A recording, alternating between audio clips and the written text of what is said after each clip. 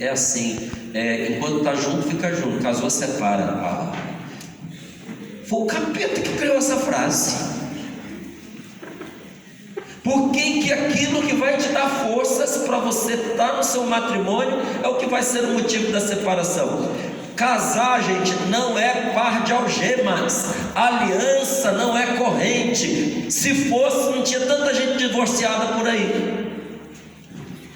Aliança no dedo não segura ninguém do lado de ninguém.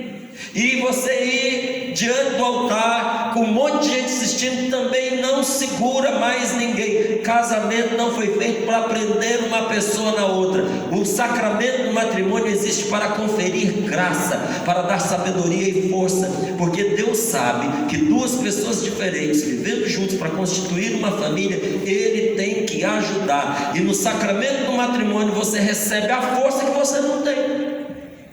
Eu fui pregar em Curitiba, e depois que eu terminei a pregação, se aproximou de mim um casal, marido e mulher. Ela estava com uma barrigona grande, e esse rapaz falou com lágrimas nos olhos, porque a mulher não olhava para mim, não levantava a cabeça, ela só soluçava, chorava assim, inchada com a barrigona, e disse assim: Márcio, nós estamos aqui nesse encontro para poder pedir oração, que a minha esposa foi diagnosticada com um mal chamado mal de Potter, e esse mal faz com que a criança no ventre se deforme ao nível da monstruosidade, e normalmente é a única gravidez da pessoa, e se tiver uma segunda, na segunda a situação é pior do que na primeira.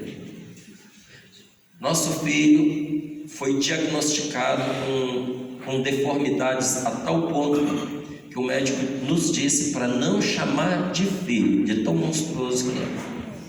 E o médico falou que essa criança ela vai ser um aborto espontâneo, porque ela não vai chegar nem ao final da gestação. E isso partiu o nosso coração, porque nós nos casamos para ser uma família, nós queríamos muito ter filhos, e eu gostaria que você rezasse pela minha esposa, por mim, por nós, porque nós estamos arrasados. Gente, aquele dia também tinha sido um dia tão difícil para mim que você não acredita. As pessoas pensam que a gente que prega, que tem fé, a gente não passa por dificuldade, a gente não passa por problema, que tudo que acontece é do nosso jeito, é do nosso gosto. Não é não. A gente também é traído, a gente também é apunhalado pelas costas. Tem gente que fala mal da gente, tem gente que persegue, tem gente que tem inveja da gente, tem gente que faz o mal de graça para nós. Igual é para você, igual é para todo mundo. E aquele dia estava um dia terrível para mim. A minha vontade era de sentar para fazer o retiro e não de pregar. Mas cada um tem que ir no lugar que Deus o põe. E eu fui lá e fiz o meu papel como eu sempre faço. Mas naquela hora de rezar por aquela mulher, Deus me deu uma inspiração. Eu disse para ele assim, eu falei: meu amigo, você quer que eu reze pela sua esposa? Mas a graça de orar por ela está contigo, não comigo. Porque você recebeu no sacramento do matrimônio autoridade, graça e unção para rezar pela sua mulher como ninguém mais no mundo tem. Porque o sacerdote é ungido para orar, mas na sua casa o sacerdote do lar é você. Tanto que a igreja chama a sua casa, a igreja chama de igreja doméstica. Então eu posso orar pela sua esposa, mas muito mais do que eu, você deve orar por ela.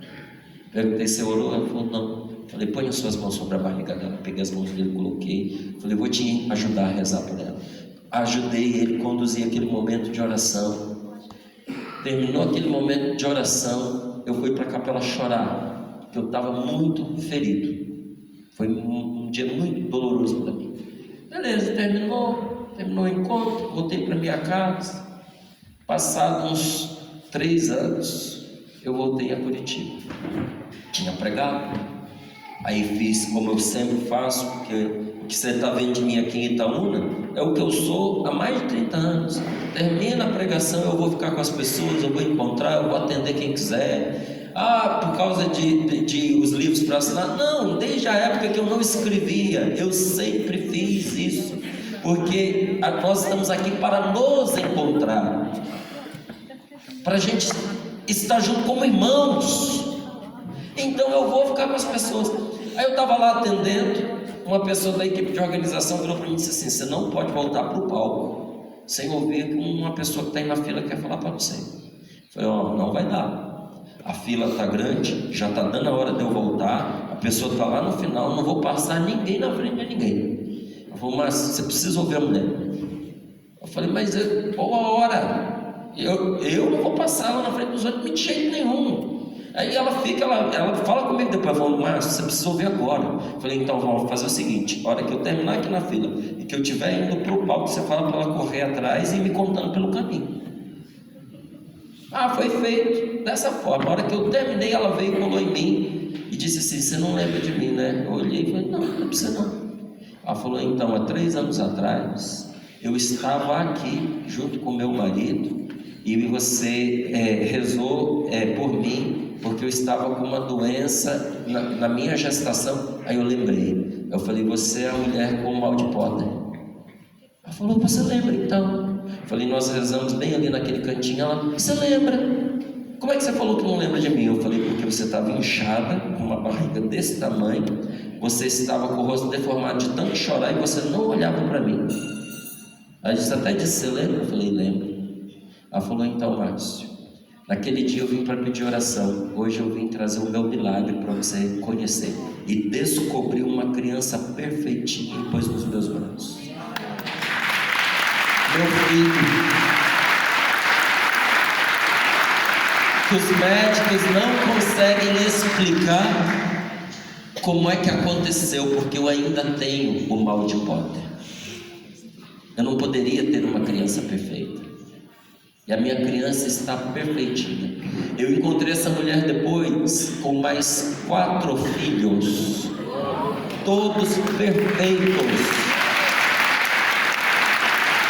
O caso dela foi enviado para os Estados Unidos, porque não existe na face da terra nenhuma pessoa que com essa doença seja capaz de gerar crianças saudáveis, só ela e o poder da oração.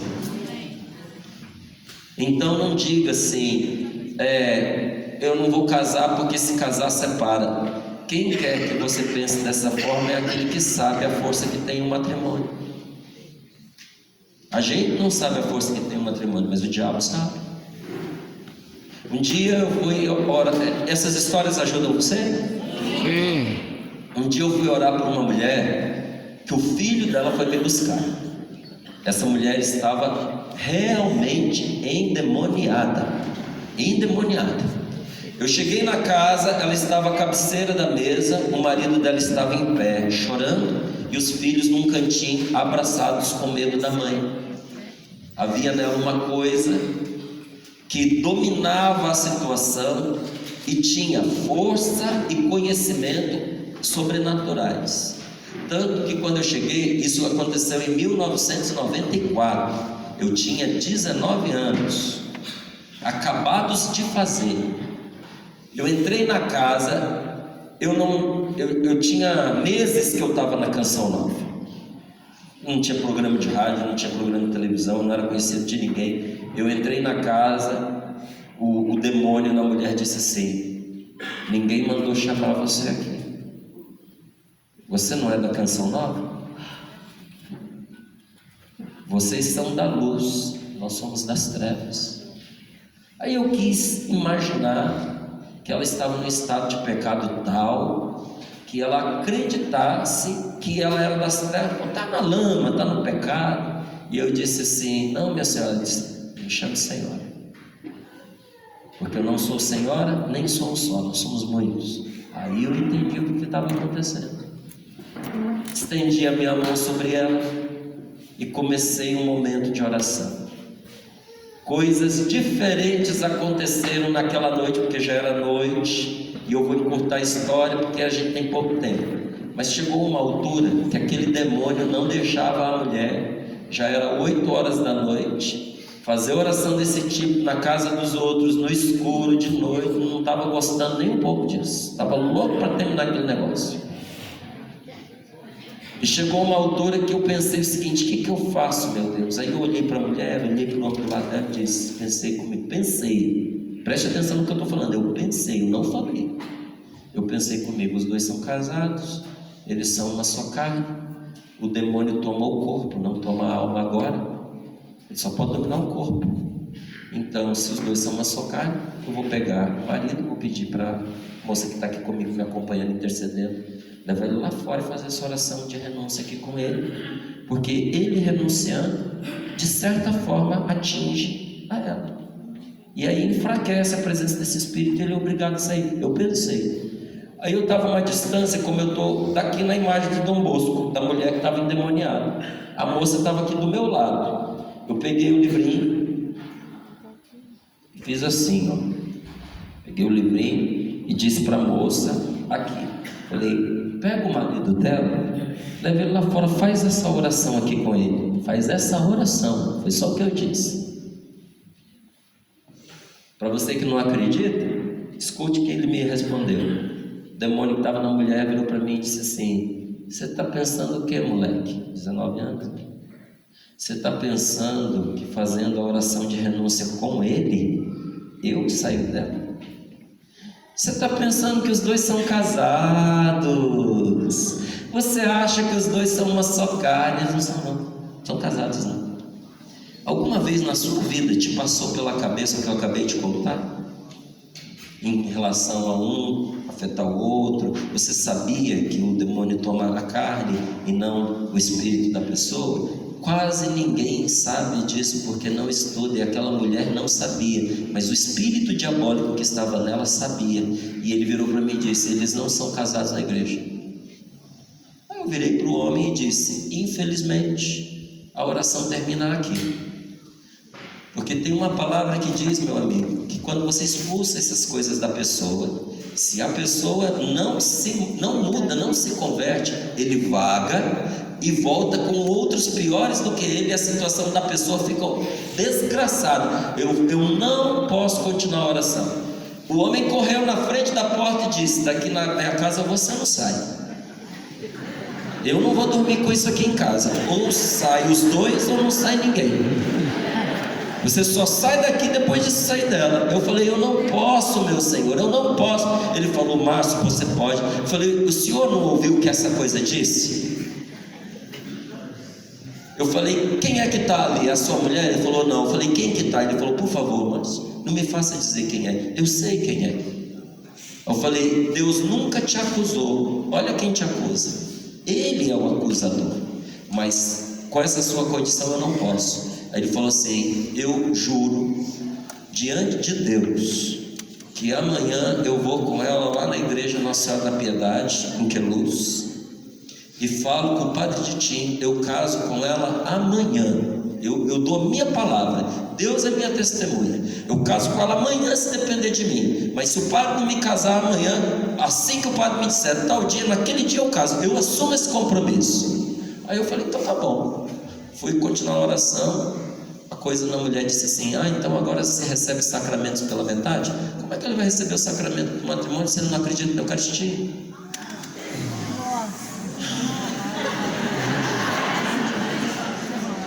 9h da noite, eu olho para o homem, parei, fiquei olhando para ele pensando: como que eu vou fazer?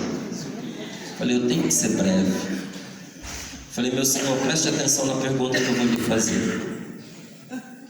O senhor acredita que quando o padre chega na missa, impõe as mãos sobre o pão e o vinho e pronuncia as palavras do Evangelho, as palavras de Jesus, naquela hora o pão se converte na carne de Jesus, apesar das aparências de pão continuarem, e o vinho se converte no sangue de Jesus, apesar das aparências do vinho, e ali naquela hora estão presentes, vivos, Jesus no seu corpo, sangue, alma e divindade. O senhor acredita?